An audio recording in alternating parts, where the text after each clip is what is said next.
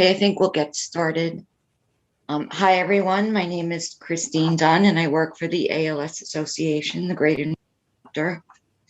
And tonight, we're so happy to have Hope Loves Company do their presentation for us. And I'd like to introduce Jody O'Donnell Ames, who is the founder of Hope Loves Company, and Kara Haggerty, who is the executive director of Hope Loves Company, and Meg Emery, who is also an employee of the ALS Association Greater New York chapter.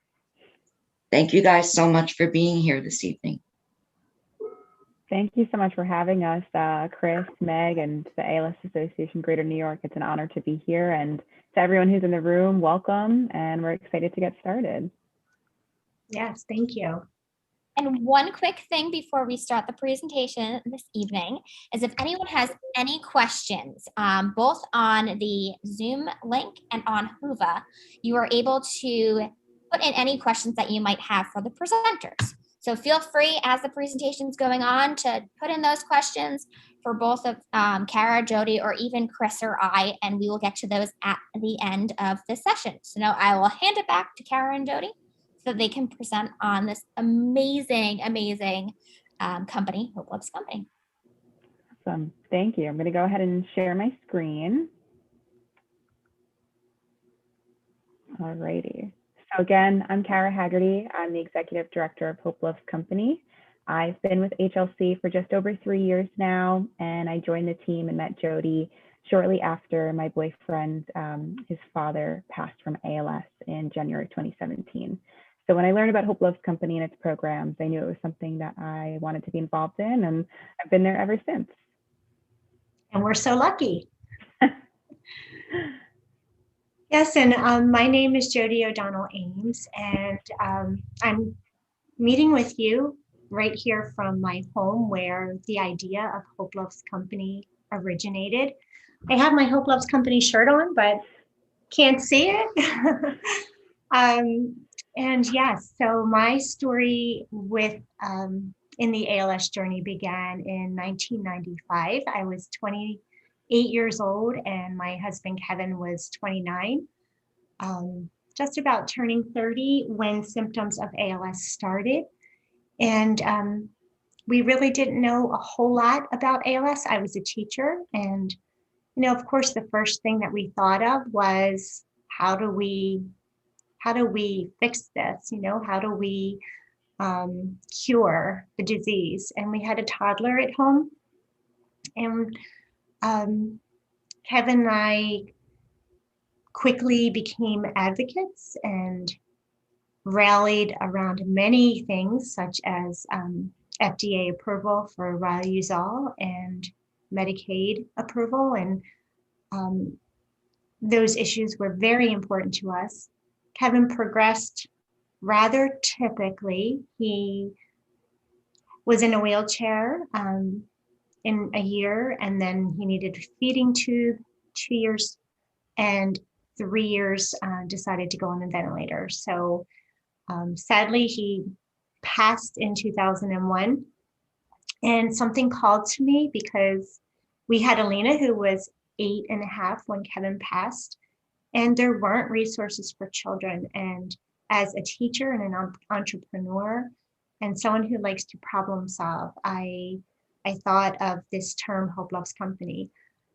It was also inspired because I had remarried, and my current husband also lost his wife to ALS, Warren Benton Ames, and I became the bonus mom to their children, Nora and Adam, and began raising 3 children who all lost a parent before the age of 11 to ALS. And the first thing I noticed was that they were grieving so differently. Their needs were varied, and it was beyond my skill set to be able to provide everything that they needed. And I started just jotting down ideas, and Hope Loves Company was formed. So we became a 501c3 in 2001 and have grown tremendously from one simple gathering in Pennsylvania with probably 13 people to 6 camps across the United States, a virtual camp, and many different programs that Kara will share with you. But I feel extremely blessed that that our experiences, although they were very sad, were a part of this this solution for supporting caregiving children who do play a very important role in the ALS journey. So thank you.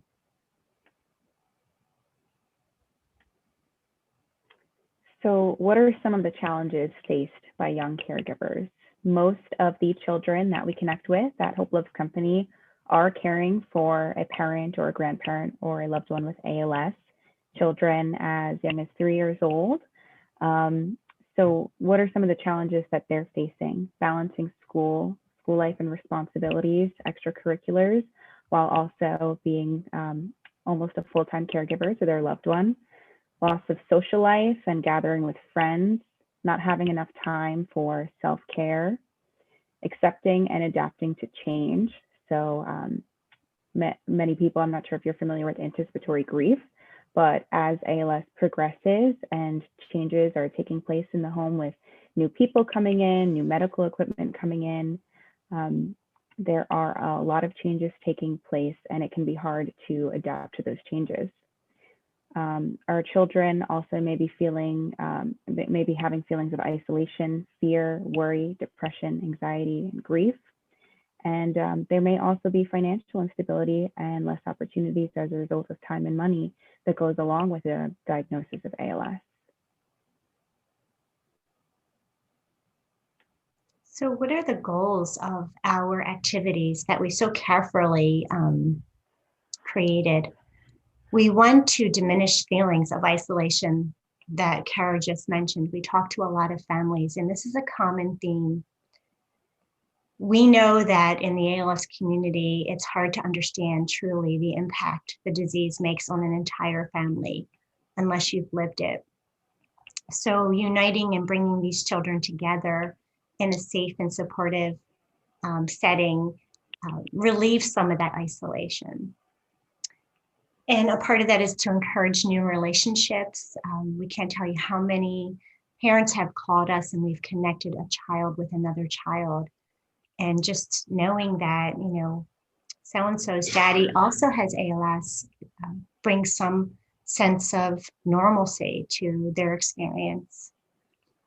To create awareness and develop healthy coping skills. So we like to talk about the things that help us. We know ALS is going to impact our lives, and how do we approach the things that Kara mentioned: depression, anxiety, fear. So having and learning coping skills and implementing them in their lives is very helpful. We also want to give them opportunities to share their feelings. Children may not want to directly share their feelings with a parent. Perhaps they feel they don't want to worry their parents. So getting together with other children and a counselor is a safe place for them to share their concerns.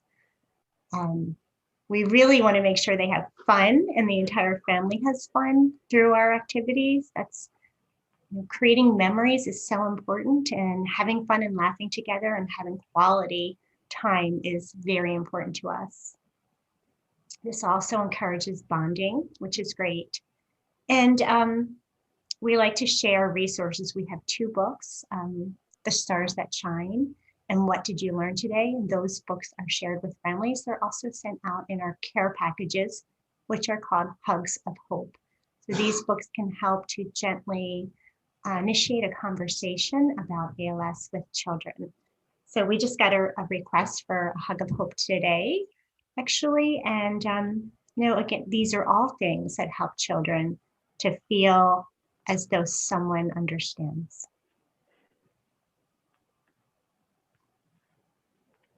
So with all of that in mind, we created these programs to hopefully achieve those goals with our families. Our premier program is Camp HLC, which is a weekend retreat for children and families affected by ALS. We have them in 6 states now, including New Jersey, Indiana, Massachusetts, Illinois, Georgia, California. And last year we went totally virtual and found that it was actually a really great way to connect with families who might not otherwise be able to make it to an in-person camp. So we are going to continue offering one virtual Camp HLC each summer. So this year we'll have 7 camps. We also send out Hugs of Hope care packages, which Jody mentioned. Those include the children's books that gently introduce ALS. They include a Hope Loves Company t-shirt, a stuffed animal, or a gift card, depending on the age of the children, a note from our team, a snack, and some other goodies. We also, as a result of the pandemic, started hosting virtual group shares and virtual meet and greets. So we do those on a monthly basis, and group shares were inspired from one of our programs at Camp HLC.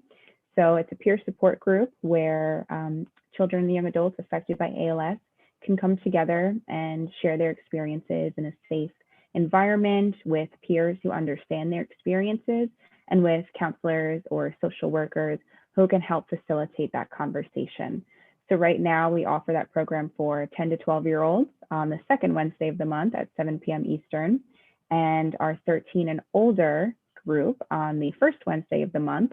And then we also do meet and greets, which are hosted by Jody, and those are for people living with ALS, caregivers, or other adults who have experienced loss or are affected by ALS. And those are always on the third Wednesday of the month at 7 p.m. Eastern time. So all of these programs you can register for at hopelovescompany.org. And of course, there is the Q&A feature, but after tonight's meeting, you can always give us a call, send us an email if you have any questions about these programs or want to learn more.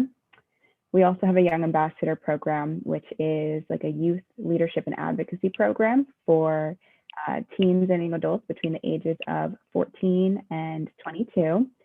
So it's our goal to give these young adults a platform and a place where they can use their voice to talk about ALS, whether it's in their school or their community or with just their friends and family.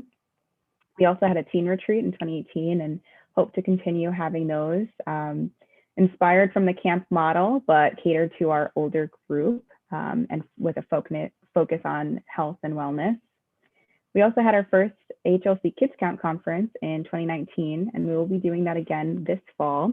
And that's just an opportunity for families affected by ALS, professionals, educators, coaches to come together to learn more about ALS, how it affects young caregivers, and how we can support young caregivers. So this year that will be a virtual conference, and we'll have more information about that as the fall approaches.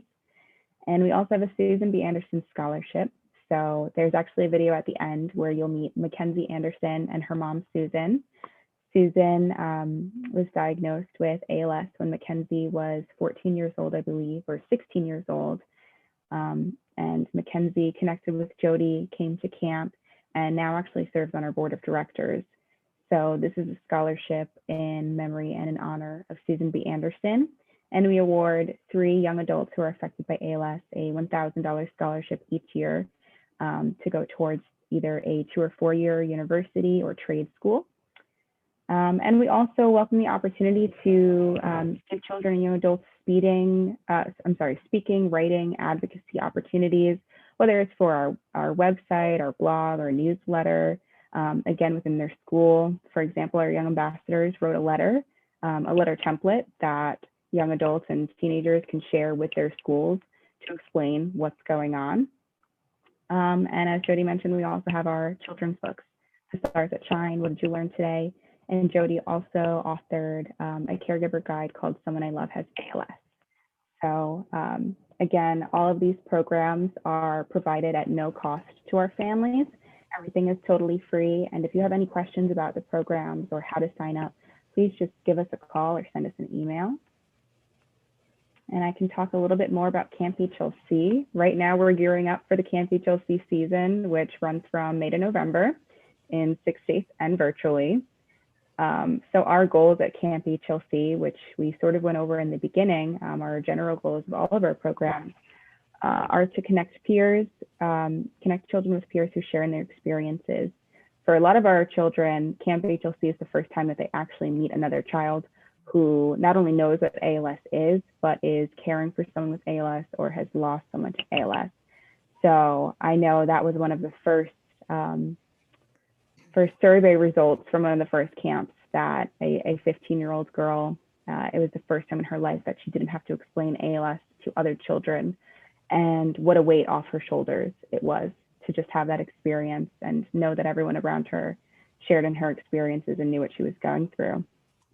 We also hope that our campers develop healthy coping skills. So we do activities like yoga and meditation, art and music therapy, our group shares. We also want to make sure that our campers have fun and enjoy recreational activities with their friends and families, such as hiking, swimming, archery, ropes courses, arts and crafts, horseback riding. There's a lot going on at each different campground. And we also want to make sure that they have an opportunity to share their experiences in a safe environment with counselors, with peers, in a group setting, or one-on-one. And many of our leaders at camp are adults who have experienced loss to ALS. So not only are there peers who they can confide in, counselors and mental health professionals, but people who have experienced exactly what they've experienced and are now on the other side of ALS and are giving back and supporting others who share in those experiences. And these are just some flyers for other programs. So our guides group shares, our spring group shares for hikers and guides every Wednesday, our meet and greets for adults. And we actually have a virtual family fun day, which is happening next weekend. So you are all invited to join us at this family fun day. It's very similar to the virtual camp weekend, condensed into one day from 1 to 5.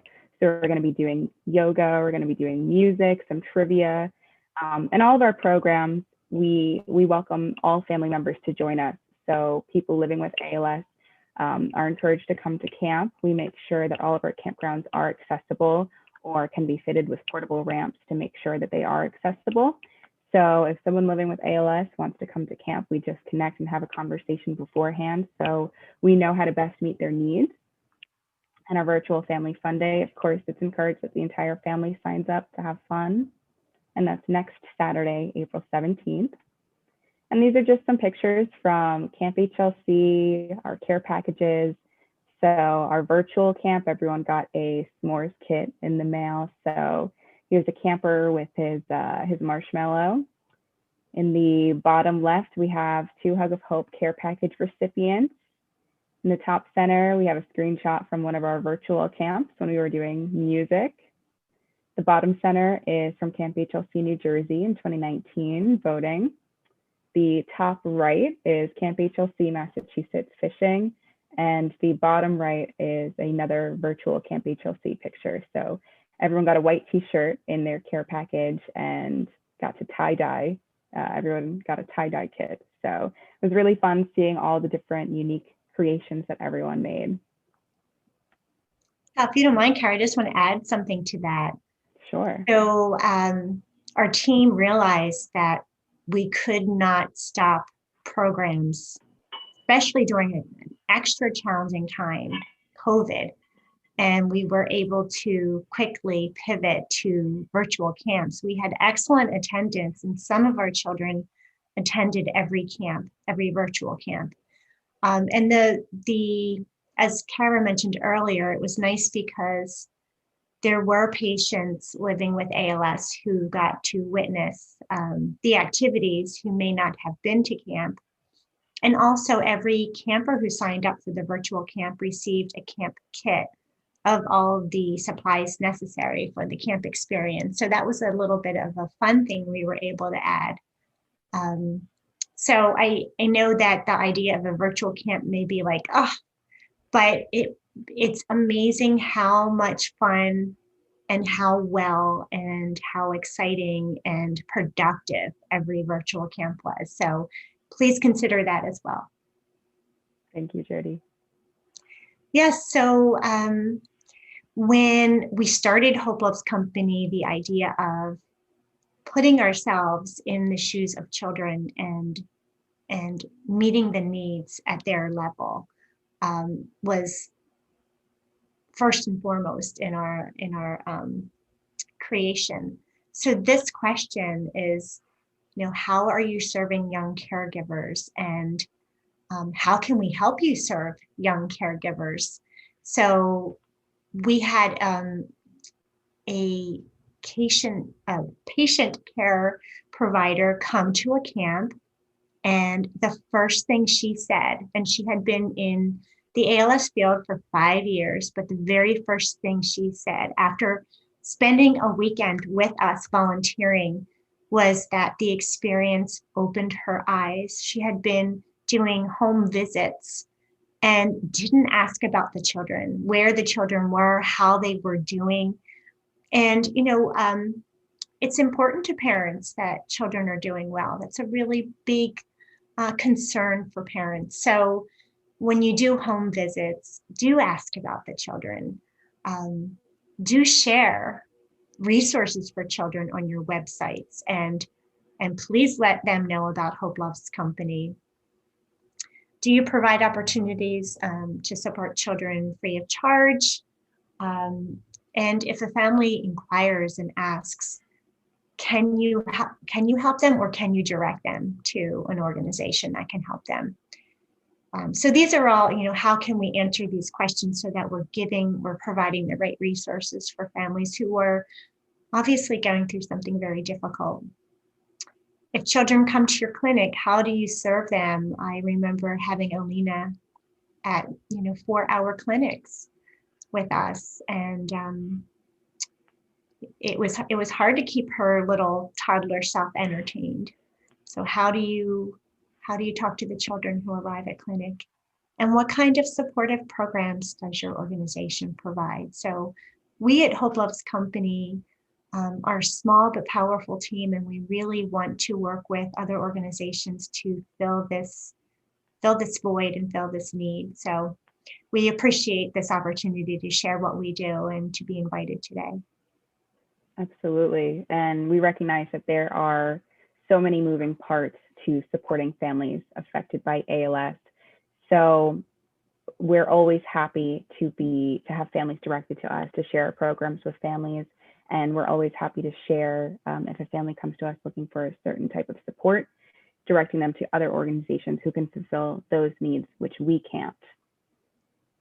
Yeah, and I just want to share that just so kind of as an example of our commitment to our mission is when a Hug of Hope request comes in, I call that family because I know what it felt like. And so I make a personal call to that family to let them know that we're here.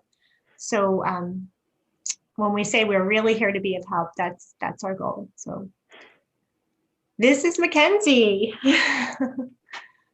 Kara, do you mind if I just share the story? Yeah, please.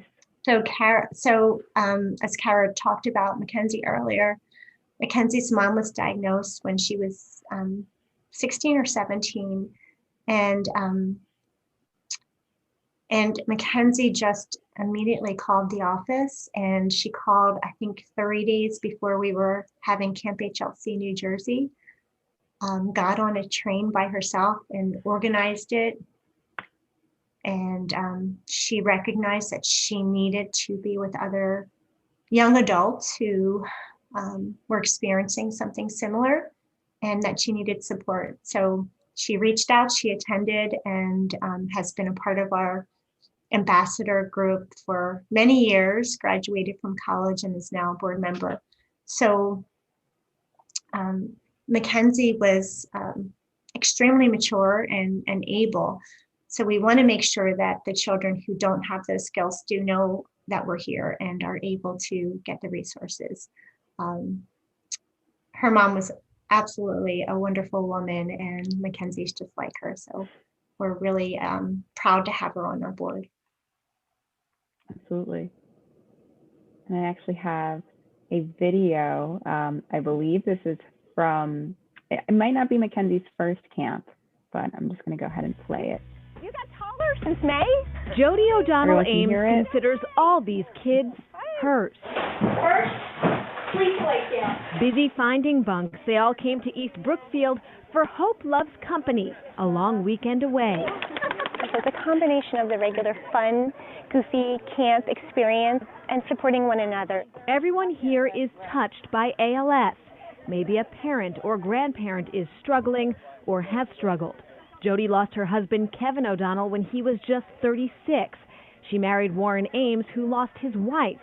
Both had young children. Our children were under 11 when they lost a parent to ALS, and there was no such thing as camp or support groups for children. She changed that in 2012 with the first Hope Loves Company camp in her home state of New Jersey.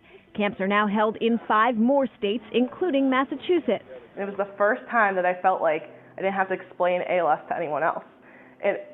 It was incredible. There's such strength in that smile.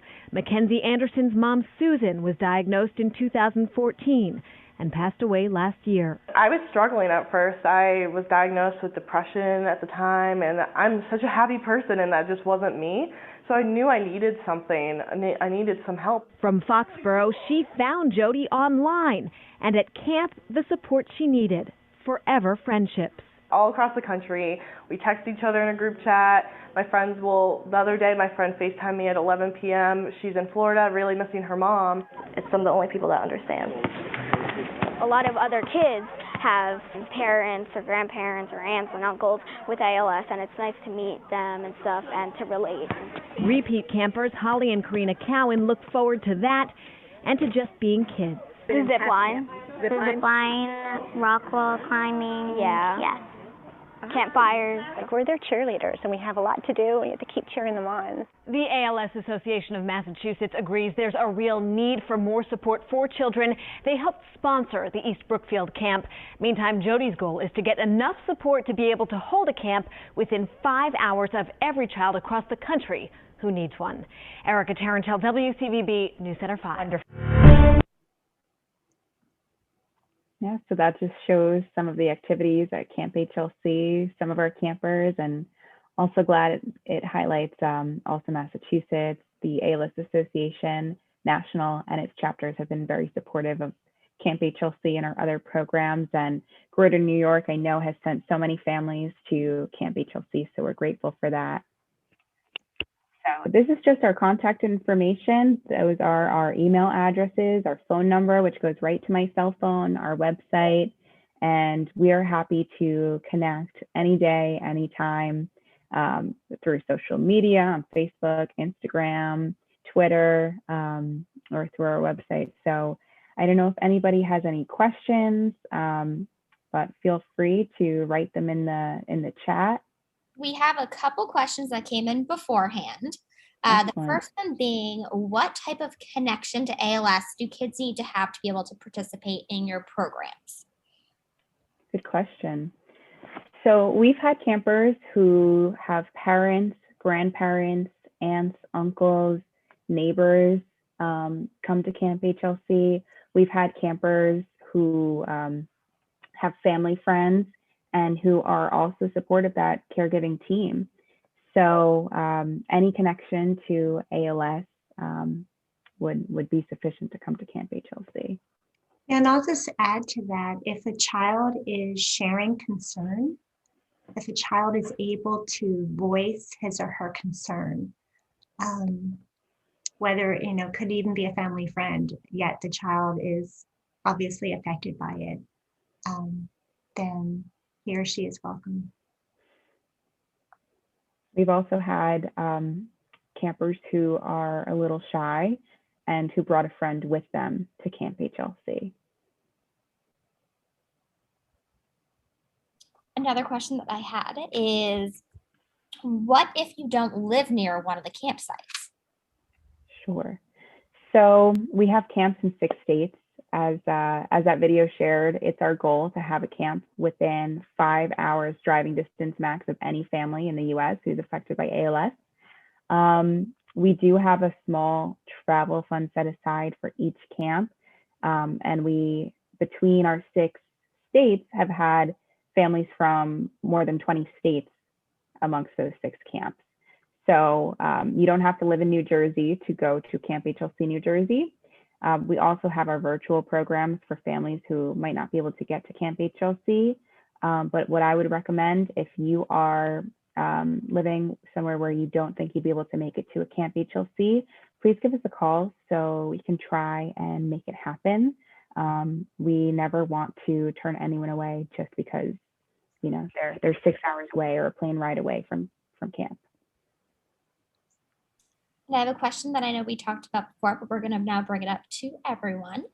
Do you have resources available for children as young as 4 years old? As a grandfather just recently passed away from ALS. Absolutely. So we send care packages, and Jody, I'm sorry, feel free to jump in at any point. No, it's all good. We send our hugs of hope to children of any age. We've actually sent care packages for a family with children and mom who is pregnant, and that baby got a care package as well, addressed to them. So we send care packages to children of any age. Typically the age for Camp HLC is between 6 and 21. With that being said, we've had younger come to camp with a chaperone or a parent, and we've had older come back and volunteer and be a camp counselor or help facilitate group shares, art and music, those types of activities, or share a skill. So again, I would say any family who's affected by ALS with children of any age, please reach out so we can have a conversation and learn more about your needs and how we can serve you. Yeah, and I'll add to that we have pictures of a 3.5-year-old doing tube feedings. Mm-hmm. So if this is a 4-year-old who understands, has a general idea of what's happening and is affected, then absolutely, the idea is that these programs will benefit this child. So it really depends on the maturational development. If this child is 4, that doesn't mean that he or she doesn't understand. And I had a question because I have never been to sleepaway camp. So I'm going to ask the question is, how does the experience at camp vary from, say, a younger child, like an elementary school age child, to maybe a junior in high school? Sure. So at camp, we have 3 different age groups for our campers. We have our adventurers who are between the ages of 6 and 9, or if we have some younger, they'd be in that group as well. Our hikers are between the ages of 10 to 12, and our guides are 13 and older, so 13 to about 21. So our schedule will be blocked into those 3 groups, and we'll go through different activities. Sometimes there are activities that are specific to a certain age group. For example, our camp in Massachusetts, there is a heated swimming pool. So at Camp HLC Massachusetts, our teens got a special late night pool party. That is a special benefit just for our guides. There are activities that we come together for. So our intros and our icebreakers, our meals are done as a group. We'll usually on Saturday have a talent show or karaoke or trivia or an activity like that we'll do as an entire group. Our group shares are in those specific age groups. And a question that we often get is, what's the extent that we talk about ALS? And the children are really the ones who guide that conversation. And for our younger group, during our group shares, we'll usually separate based on whether a child has experienced loss or if a child is currently caregiving for a loved one, just because we know that some families will communicate changes on an as needed basis. So a younger child might not know everything about an ALS, whereas a younger child who's experienced loss, they're aware of the realities of ALS. So in that younger group, we'll separate those conversations. But let's see, am I missing anything, Jody, for different age groups? No, I was just going to say, excuse me, that we hope it's apparent that we will do anything to support the children who attend. So Kara mentioned a buddy. So if there's a child who, sometimes we hear that children are apprehensive about attending because it has something to do with ALS. And what we like to do is provide a conversation with a buddy prior to camp, so that child's concerns can be diminished. Because so many times we've heard from teens, I really didn't want to come here, but I'm so glad I did. Because it's something that's new, it's different, and there's an association to a disease with what we're doing. So if the child is concerned or apprehensive, please let us know so that we can connect him or her with another child and get them to camp.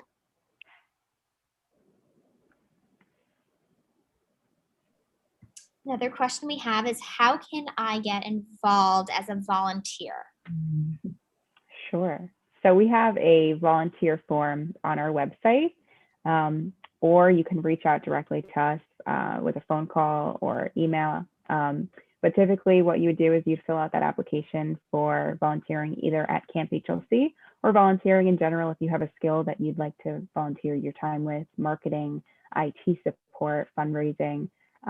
We're now doing that all remotely. So anyone anywhere in the country or the world can volunteer. But typically for a camp volunteer, you'd fill out that application. We'd have a phone call or a Zoom meeting to learn more about you and your skills and how you'd like to volunteer at camp. We'll usually have a group training session about 2 weeks before the camp, where we'll come together just to talk more about the camp experience, go over our schedule, group assignments, ways that we can support children while at camp. And all of our overnight volunteers who are above the age of 18 will do a very quick questionnaire for a background check just to ensure the safety of everybody at camp.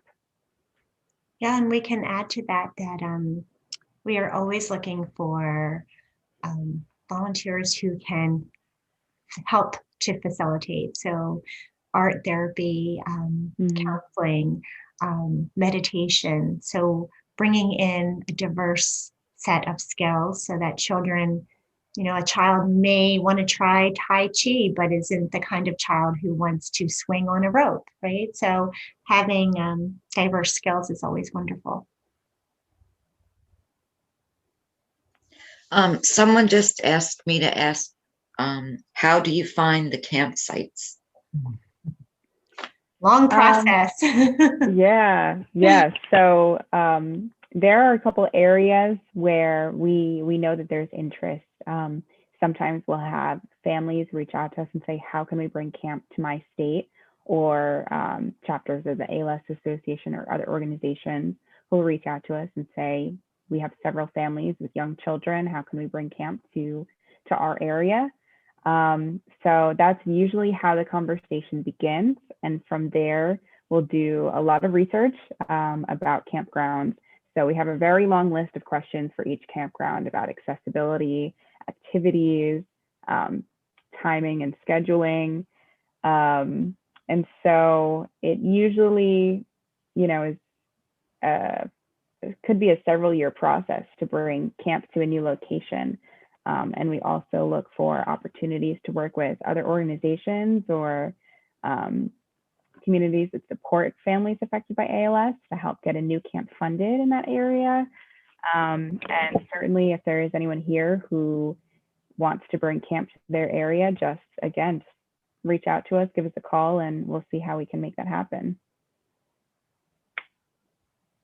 It's actually, as Kara mentioned, it's a really long process because, as we all know, what one person might think is accessible can be totally different if you're in a wheelchair and you can't transfer. So we ask a lot of questions to get that right campground. Yeah. Thank you.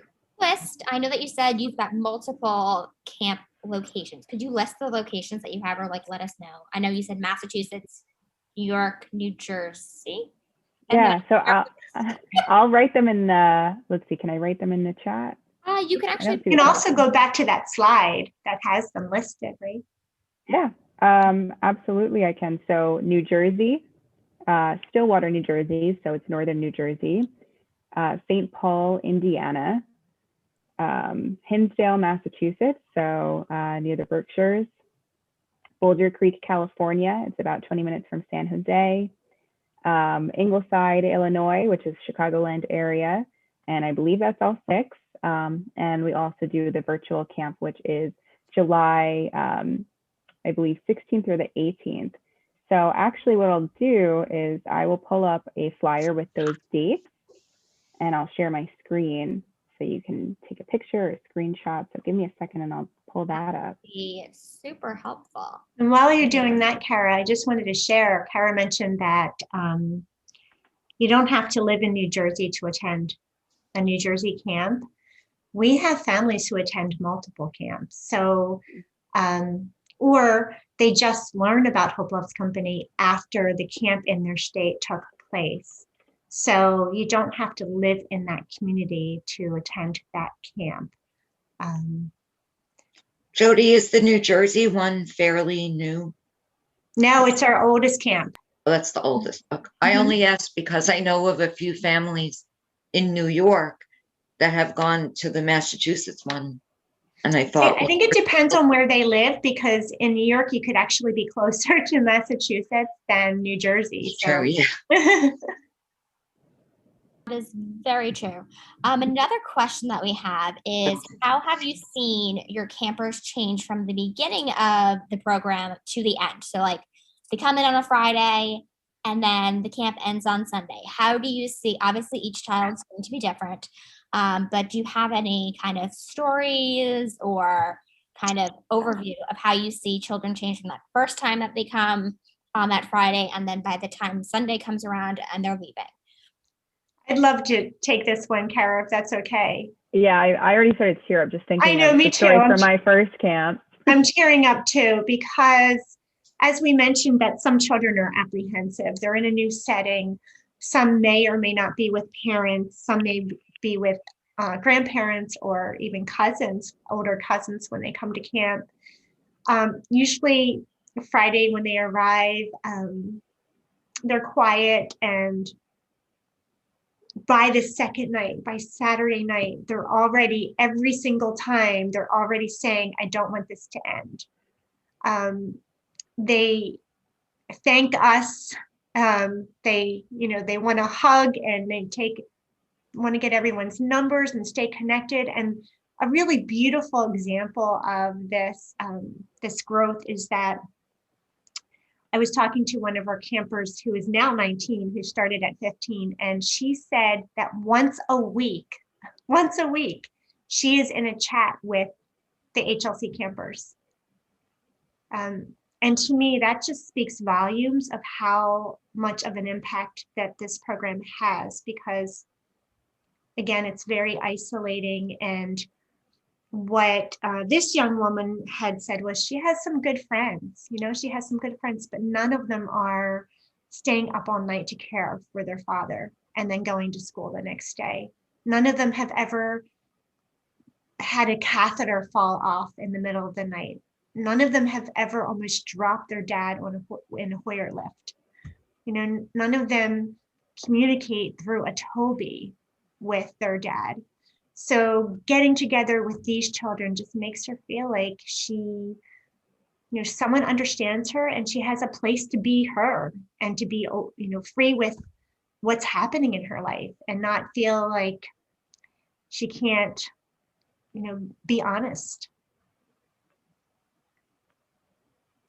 So it's a huge change. And there's actually an ongoing joke that there's post-camp depression, and they say that very lightly, but meaning that they're so excited to be together and to feel this unity, and then they have to when they go home, they feel like, well, where's that community? So that is exactly why all of these other programs have been established, so that there's ongoing support post-camp and pre-camp. Great question. Yeah. And Jody, or Kara, they can attend more than one weekend a year, right? Okay. Correct. Absolutely. So we haven't had to put a max on any of our camps yet.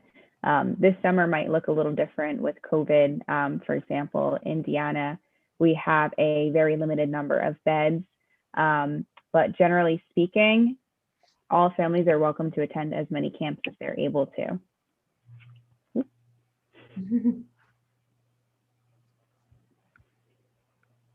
And another quick question. Obviously this year and still right now with COVID, things obviously had to go virtual. What other types of events have you put on during this time since COVID? I know that you said monthly support groups for different age groups, but are there any other new things that you've been able to do to keep the families and the children and the teens still connected with Hope Loves Company and also connected with their peers and others?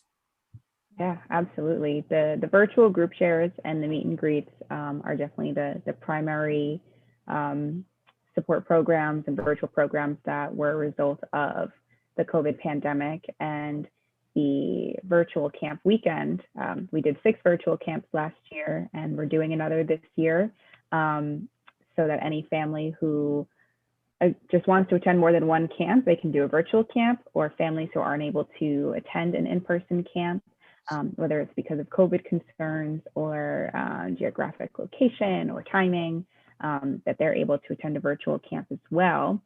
And COVID, is we're still in a pandemic and our families are still isolated. We actually had our first group share of the spring session with our teens last night, and they all shared that they have not been anywhere in a year. They haven't seen any of their friends in a year, and especially for an age group, who can't drive, who are caring for someone who is more at risk than the general population. They're extremely isolated right now. So having that opportunity to come together to share those concerns, to talk about friends and school and mental health and whatever else is going on in their lives,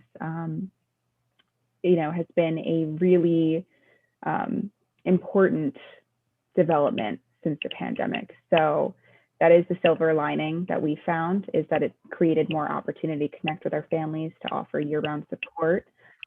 In addition to the virtual group shares and meet and greets, sometimes we'll have standalone programs. So getting together to do yoga or music or art therapy for an hour, either on a Saturday or Sunday or after school. And we also have a virtual family fun day this year. So that's next weekend, and we'll come together for a couple hours. And just generally speaking, in addition to all of those programs, our team and our counselors and our leaders are always willing to give away our personal cell phone numbers and connect with our kids. After Camp HLC Indiana virtual last year, which was our first virtual camp, our teens and our teen leaders, so our camp counselors, actually got together to do a watch party for Hamilton when it came out on Disney+. So our campers are consistently connecting, and our leaders are always connecting with them. Jody, did you want to add anything? We also had our documentary share where we had everyone join. There's a Hope Loves Company documentary that's free on YouTube that just follows this story. No, I think you covered everything, and I think Kara is right that we just, even today, 2 or 3 families that I'm connecting with. So we reach out to anyone who needs us to contact them. So, and hopefully with additional funding, we'll do even more. Yeah, absolutely. And I did want to add that we are meeting in person this year. So Camp HLC New Jersey is our first camp of the year, and that will be a hybrid. So on Friday and Sunday, we'll be meeting virtually, but Saturday we'll be meeting in person at Camp Fairview Lake. And we're going to be adhering to state guidelines, CDC guidelines, campground guidelines, practicing social distancing, meeting in our pods, obviously wearing a mask, showing proof of a negative COVID test, symptom screening. So when you register for camp and as that camp weekend approaches, you'll receive all of that information, about our COVID procedures and guidelines and restrictions, as well as a bunch of other information about the camp weekend experience in general. So I wanted to make sure that everyone was aware that we are meeting in person this year. We're excited and hoping that things will continue to improve with the COVID pandemic. And if somebody was looking to register for one of the camps, it would be directly on your website. Is that correct? Yes. So hopelovescompany.org. The links are on our website, and it's a Google form that you fill out for each child or each participant. And if you call the office, Kara will answer. Yeah, we can definitely help guide through that process. We've been on the phone for parents who are living with ALS, who will communicate to us the information, and we'll fill it out and submit it and work together to get those in. And Jody, I had a question for you. I know that you said you wrote 2 books. Where would somebody be able to find both of those books if they were interested in reading them? Well, thank you. So if they're for a child, we can include them in the Hug of Hope care package. But both books are on Amazon, and all of the proceeds go to Hope Loves Company. So The Stars That Shine is a children's book. We also have What Did You Learn Today, written by Tina Singer Ames, who is the late spouse of my current husband. She wrote that book for Nora and Adam. And Someone I Love Has ALS, a caregiving guide that I wrote with Dr. Terry Hunman Patterson and her team. So, and that's really nice because it has different caregiving perspectives as well as resources in that edition. I have to say that I have read all of them, and they're really, really, really great books. Thank you. Thank you so much. It's so kind of you to say. They really are. I really like The Stars That Shine. I just want to share that it's based on a true story. I was just talking to someone earlier and explaining it. The cover of the book is actually a painting of my daughter's bedroom. I painted it in spring so that she could feel really peaceful during everything that was happening in her little world. And there are resources on and even guidelines on or suggestions on how to share the book. And that's something that we truly love to do, is to talk to counselors and teachers and parents and who are worried, and to share the simple ways of these how to utilize these resources. Not necessarily simple, but how to utilize these resources, the books and the programs and Hugs of Hope, what to do with it once you get it. So if you ever have any questions like that, please just feel free to reach out. And we have a couple more moments. If anyone has any other questions, feel free to drop them in the question and answer box. Both Jody, Kara, myself, and Chris would be more than happy to answer any questions that you may have. Absolutely. And if a question pops in your mind later tonight or this week, feel free to just give us a call or shoot us an email. Yes, and Christine, I'm sorry for your loss. One of our chat questions.